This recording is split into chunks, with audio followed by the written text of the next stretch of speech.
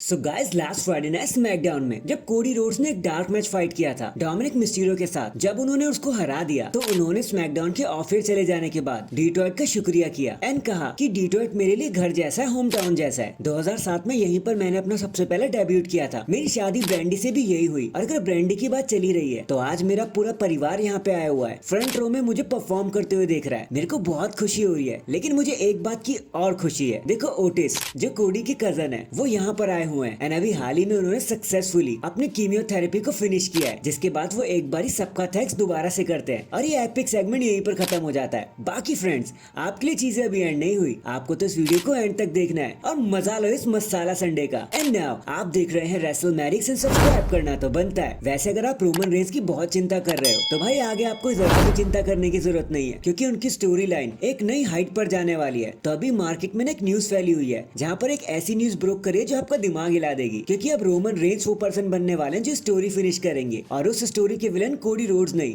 बल्कि Seth Rollins होने वाले हैं। हम जानते हैं कि कैसे सेथ ने रेसलमेनिया के मैच में इंटरफियर किया था और फिर रोमन रेंस ने कभी अपनी लाइफ में सेथ रॉलिंस को नहीं हराया। इसीलिए अब हो सकता है कि अब रोमन रेंस सेथ रॉलिंस को चेस करे नियर फ्यूचर में। एंड ट्रस्ट मी, अगर ऐसा हो रहा है ना तो भाई बहुत सही मजा आ जाएगा, क्योंकि इन दोनों को एक बार एक साथ दोबारा से देखना। भाई कौन नहीं चाहेगा इन शील्ड भाइयों को एक साथ लड़ते हुए। हाँ, डीन एम्ब्रोस या जॉन मॉक्सली होते तो एक अलग बात थी, लेकिन चलो अभी रॉलिंस और रेंस से ही काम चला लेते हैं। So hashtag Roman versus Seth Rollins. Well अभी हाल ही में जब John Cena PAT McAfee show पर आए थे तो उन्होंने कहा कि पता है मैं रेसलमेनिया में आने के लिए बहुत ज्यादा नर्वस था, क्योंकि मेरे सिर का गंजापन साफ दिखाई दे रहा था। मैंने बहुत कोशिश करी उसे कवर करने की, लेकिन कुछ खास फायदा हो नहीं पाया। लेकिन फिर मैंने सोचा कि 10 में से 7 लोगों को ये प्रॉब्लम तो होती ही है, तो किसे फर्क पड़ने वाला है। So let's go to the show. और मैं वहां पर आ गया। वैसे सीना, आपके गंजेपन का मजाक भले ही दुनिया मनाती है, लेकिन इसका मतलब ये थोड़ी ना है कि हम लोग आपका कंट्रीब्यूशन भूल गए हैं। भाई जॉन सीना के नाम से ही WWE हुआ करता था और कहीं ना कहीं आज भी है। और अगर जॉन सीना ना होते तो हमें मेम देखने को कहां से मिलते। तो फिर भी जॉन सीना,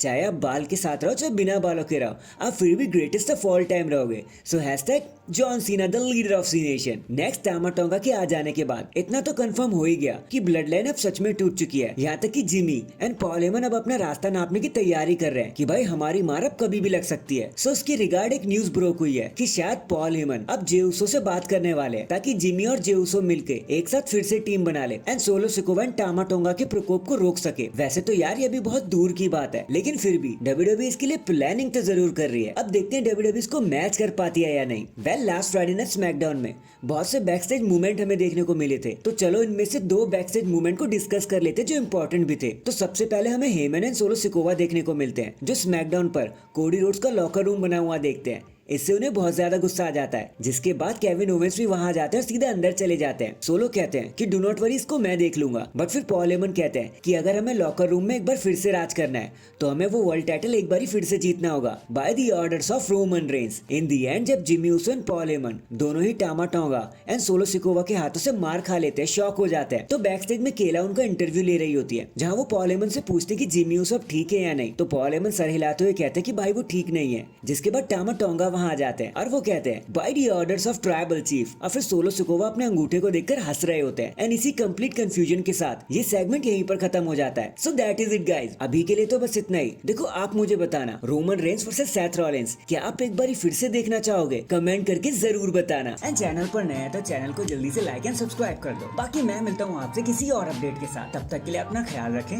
और खुश रहें।